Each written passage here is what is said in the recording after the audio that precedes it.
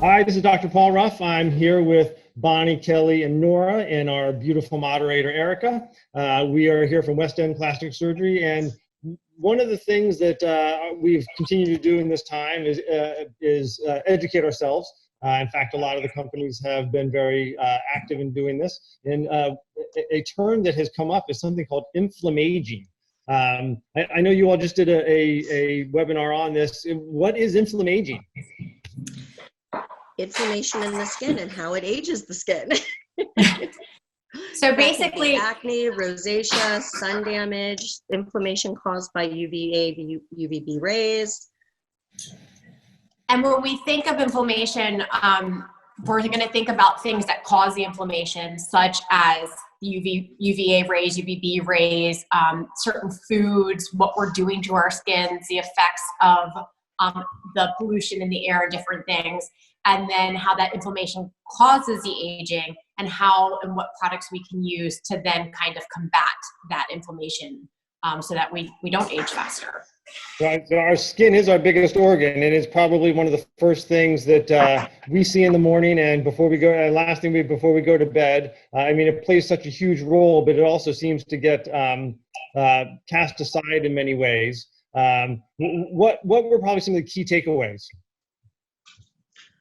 How important antioxidants are, leading ingredient to reduce inflammation in the skin and to help protect against free radicals, which are everything in the air, pollution, and just keeping that inflammation down, helping with anti-aging, helping repair sun damage, boosting our sunscreens that we use.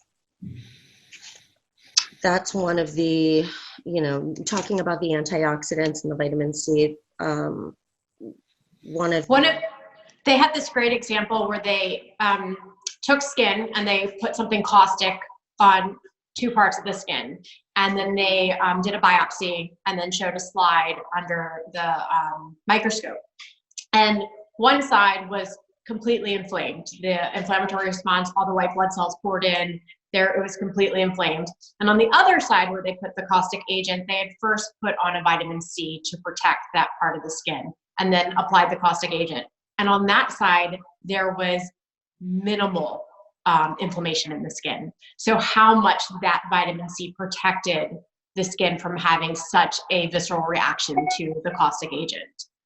So I found that to be pretty impressive. Yeah, that would be impressive. That kind of visual proof is tremendous. So like this was put on by a company called Is Clinical. We do carry some of their products. What did you find in their product line most interesting from an anti-inflammatory or a protective standpoint? So the product that they had used for that example was their Pro-Heal Serum Advance. It's one of their vitamin C products. So they just touched on a lot of how that vitamin C, the percentages that they figured out how our bodies best absorb vitamin C, and kind of the balance that we need of different products to best use it, that our skin is best absorbing and using it. So they just kind of went through the science behind how they put that product together.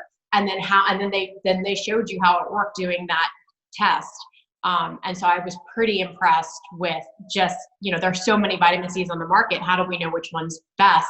And I was pretty impressed with their results with that. Yeah, we think about protection on a lot of things that we do, and holy cow, right now with all the personal protective equipment needs across the country, it just underscores the requirement on a daily basis to protect ourselves from any of those little insults, reducing that inflammation, allowing our bodies to naturally heal and protect itself.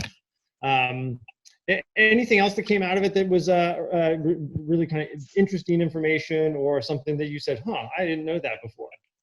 Yes. One thing, Kelly and I were talking about this early, one little tidbit that I picked up, because you hear often, okay, I do hear from clients, well, I take oral vitamin C, I take oral vitamin C. Anything you take orally, 1% makes it. 1%.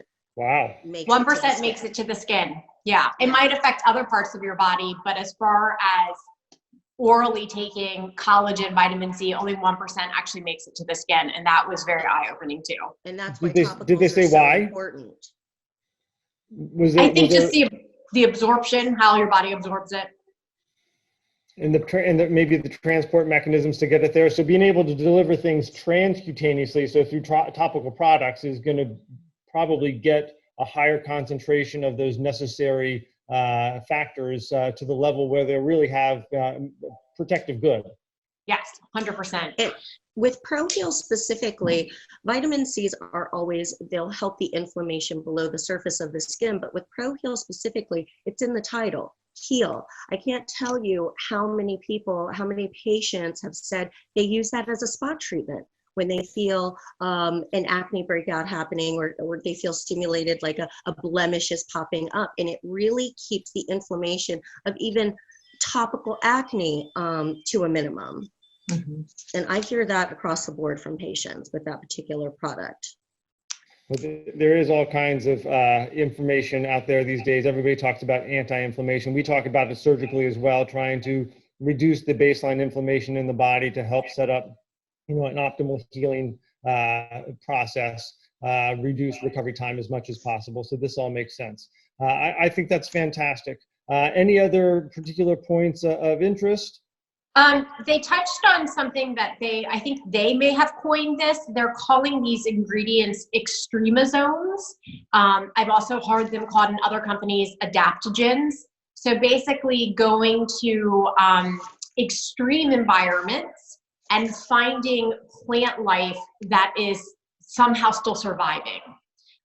So one of the examples is going to the desert and finding this poor little plant who looks withered and dead, and it's just blowing in the dust. And then somehow he still survives. And when the first rains come, he blooms and he's still available. And so they've taken these plant forms, both desert, the bottom of the ocean, extreme cold, and they have taken the essence of those plants and learned how to put them into our products so that our bodies can then use them, extremosomes, use them for our harshest things that are happening in our environment.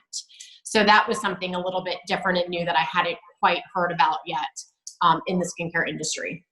Oh, that sounds fantastic, especially with summer coming. we all need our skin to adapt to our fairly humid and sun-laden time here. Like we don't have such great year-round weather, so therefore it's really nice to be able to get out and enjoy it when we can, but we need to protect during those times. So I think that is tremendous. And it sounds like those are also great from a peri-procedural standpoint when we know we're going to intentionally insult our skin, either through surgery, lasers, or other therapeutics. Fantastic. I think that sounds amazing. I was actually, that was a nice little learning segment for me. We will continue to bring you all new and interesting information from our continuing education. So until next time, stay cool, stay safe, and keep good care of your skin. Thanks so much.